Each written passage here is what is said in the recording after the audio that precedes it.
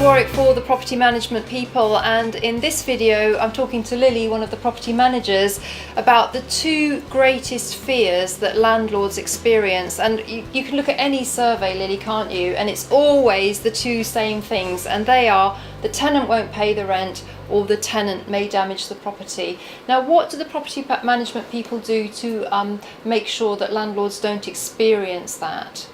With regards to tenants not paying rent, what we would do is, if the rent due date has come and gone and we haven't received the rent, we try and pick up the phone and speak to the tenant directly to find out what's going on, why they may not have paid.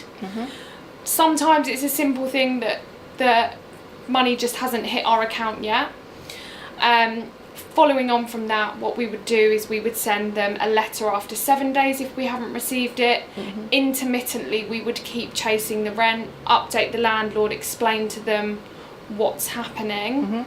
And then once we've received the rent from the tenant, that's processed the same day, so it should be in the landlord's account within 2 to 3 days. So essentially, if there is rental arrears, you're straight onto the case, straight onto the tenant. And as you say, there can very often be legitimate reasons, and other occasions there may be a slightly more concerning reason, but either way you will find out what it is, get to the bottom of it, and then make sure that the account is brought up to date as soon as possible. We will. So that's good for landlords. They don't have to make all those phone calls, they don't have to deal with all that kind of stress and worry.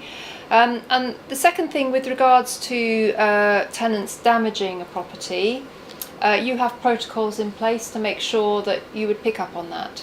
We do. So we would have periodic inspections of the properties, so that would highlight anything to us of concern.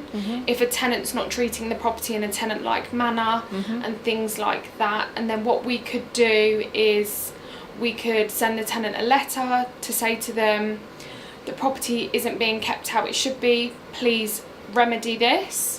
And sometimes we can nip it in the bud there and then, and it doesn't cause us a problem again.